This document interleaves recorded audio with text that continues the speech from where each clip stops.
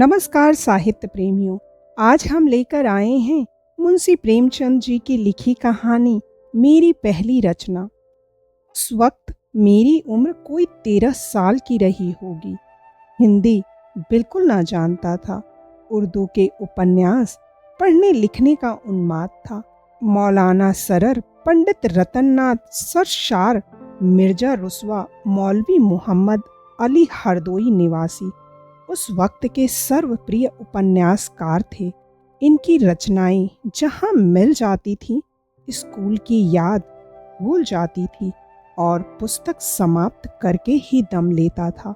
उस जमाने में रेनाल्ड के उपन्यासों की धूम थी। उर्दू में उनके अनुवाद धड़ाधड़ निकल रहे थे और हाथों हाथ बिकते थे। मैं भी उनका आशिक था। स्वर्गीय हजरत रियाज ने, जो उर्दू के प्रसिद्ध कवि थे और जिनका हाल में देहांत हुआ है, रेनाल्ड की एक रचना का अनुवाद हरम सरा के नाम से किया था। उस जमाने में लखनऊ के साप्ताहिक अवध पंच के संपादक स्वर्गीय मौलाना सज्जाद हुसैन ने, जो हास्य रस के अमर कलाकार हैं, रेनाल्ड के दूसरे उपन्यास का अनुवाद धोखा या तिलिस्मी फानुस के नाम से किया था।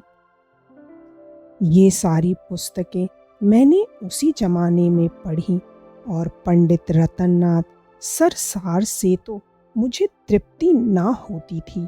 उनकी सारी रचनाएं मैंने पढ़ डाली। उन दिनों मेरे पिता गोरखपुर में रहते थे और मैं भी गोरखपुर ही के मिशन स्कूल में 8वीं में पढ़ता था, जो तीसरा दर्जा कहलाता था। रेती पर एक बुक सेलर बुद्धि लाल नाम का रहता था। मैं उसकी दुकान पर जा बैठता था और उसके स्टॉक से उपन्यास ले लेकर पढ़ता था, मगर दुकान पर सारे दिन तो बैठ ना सकता था। इसलिए मैं उसकी दुकान से अंग्रेजी पुस्तकों की कुंजियाँ और नोट्स लेकर अपने स्कूल के लड़कों के हाथ बेचा करता था और इसके मुआवजे में दुकान से उपन्यास घर लाकर पढ़ता था। 2-3 वर्षों में मैंने सैकड़ों ही उपन्यास पढ़ डाले होंगे। जब उपन्यासों का स्टॉक समाप्त हो गया तो मैंने नवल किशोर प्रेस से निकले हुए पुराणों के उर्दू अनुवाद भी पढ़े और तिलिस्म होशरुबा के कई भाग भी पढ़े। इस बृहद तिलिस्मी ग्रंथ में 17 भाग उस वक्त निकल चुके थे और एक एक भाग बड़े सुपर रॉयल के आकार के 2-2 हजार पृष्ठों से कम ना होगा। और इन 17 भागों के उपरांत उसी पुस्तक के अलग अलग प्रसंगों पर 2500 भाग छप चुके थे। इनमें से भी मैंने पढ़े। जिसने इतने बड़े ग्रंथ की रचना की, उसकी कल्पना शक्ति कितनी प्रबल होगी, इसका केवल अनुमान किया जा सकता है। कहते हैं ये कथाएं मौलाना फैजी ने अकबर के विनोदार्थ फारसी में लिखी थी। इसमें कितना सत्य है कह नहीं सकता, लेकिन इतनी बृहद कथा शायद ही संसार की किसी भाषा में हो। पूरी एनसाइक्लोपीडिया समझ लीजिए। एक आदमी तो अपने 60 वर्ष के जीवन में उनकी नकल भी करना चाहे तो नहीं कर सकता। रचना तो दूसरी बात है। उसी जमाने में मेरे एक नाते के मामू कभी कभी हमारे यहाँ आया करते थे। अधेड़ हो गए थे, लेकिन अभी तक बिन ब्याहे थे। पास में थोड़ी सी जमीन थी, मकान था, लेकिन घरनी के बिना सब कुछ सूना था। इसलिए घर पर जी नहीं लगता था। नातेदारियों में घूमा करते थे और सबसे यही आशा रखते थे कि कोई उनका ब्याह करा दे। इसके लिए 100-200 खर्च करने को भी तैयार थे। क्यों उनका ब्याह नहीं हुआ, यह आश्चर्य था। अच्छे खासे हिस्ट पुष्ट आदमी थे, बड़ी बड़ी मूछें, औसत कद, सांवला रंग, गांजा पीते थे। इससे आंखें लाल रहती थीं। अपने ढंग के धर्मनिष्ठ भी थे। शिव जी को रोजाना जल चढ़ाते थे और मांस मछली नहीं खाते थे। आखिर एक बार उन्होंने भी वही किया जो बिन ब्याहे लोग अक्सर किया करते हैं। एक चमारिन के नयन बाणों से घायल हो गए। वह उनके यहाँ गोबर पाथने, बैलों को सानी पानी देने और इसी तरह के दूसरे फुटकर कामों के लिए नौकर थी। जवान थी, छबीली थी और अपने वर्ग की अन्य रमणियों की भांति प्रसन्न मुख और विनोदनी थी। एक समय सखी सुअरी सुंदरी वाली बात थी। मामू साहब का तृष्णित हृदय मीठे जल की धारा देखते ही फिसल पड़ा। बातों बातों में उससे छेड़छाड़ करने लगे। वह इनके मन का भाव ताड़ गई। ऐसी अल्हड़ ना थी और नखरे करने लगी। केशों में तेल भी पड़ने लगा, चाहे सरसों का ही क्यों ना हो। आंखों में काजल भी चमका, ओठों पर मिस्सी भी आई और काम में ढिलाई भी शुरू हुई। कभी दोपहर को आई और झलक दिखाकर चली गई, कभी सांझ को आई और एक तीर चलाकर चली गई। बैलों को सानी पानी मामू साहब खुद दे देते, गोबर दूसरे उठा ले जाते। युवती से बिगड़ते क्यों कर। वहाँ तो अब प्रेम उदय हो गया था। होली में उसे प्रार्थना अनुसार एक साड़ी दी, मगर अब की गजे की साड़ी ना थी। खूबसूरत सी 2.25 रुपए की चुंदरी थी। होली की त्योहारी भी मामूल से चौगुनी दी और यह सिलसिला यहाँ तक बढ़ा कि वह चमारिन ही घर की मालकिन हो गई। एक दिन संध्या समय चमारों ने आपस में पंचायत की, बड़े आदमी हैं तो हुआ करें, क्या किसी की इज्जत लेंगे। एक इन लाला के बाप थे कि कभी किसी मेहरिया की ओर आंख उठाकर ना देखा, हालांकि यह सरासर गलत था। और एक यह है कि नीच जाति की बहू बेटियों पर भी डोरे डालते हैं। समझाने बुझाने का मौका ना था। समझाने से लाला मानेंगे तो नहीं, उल्टे और कोई मामला खड़ा कर देंगे। इनके कलम घुमाने की तो देर है। इसलिए निश्चय हुआ कि लाला साहब को ऐसा सबक देना चाहिए कि हमेशा के लिए याद हो जाए। इज्जत का बदला खून ही चुकाता है, इसलिए मरम्मत से भी कुछ उसकी पुरौती हो सकती है। दूसरे दिन शाम को जब चंपा मामू साहब के घर में आई तो उन्होंने अंदर का द्वार बंद कर दिया। महीनों के असमंजस और हिचक और धार्मिक संघर्ष के बाद आज मामू साहब ने अपने प्रेम को व्यवहारिक रूप देने का निश्चय किया था। चाहे कुछ हो जाए, कुल मर्जाद रहे या जाए, बाप दादा का नाम डूबे या उतराए। उधर चमारों का जत्था ताक में था ही, इधर किवाड़ बंद हुए, उधर उन्होंने द्वार खटखटाना शुरू किया। पहले तो मामू साहब ने समझा कोई असामी मिलने आया होगा, किवाड़ बंद पाकर लौट जाएगा। लेकिन जब आदमियों का शोरगुल सुना तो घबराए। जाकर किवाड़ों की दराज से झांका।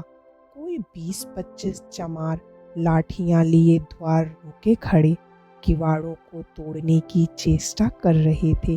अब करें तो क्या करें, भागने का कहीं रास्ता नहीं, चंपा को कहीं छिपा नहीं सकते। समझ गए कि शामत आ गई। आशिकी इतनी जल्दी गुल खिलाएगी यह क्या जानते थे।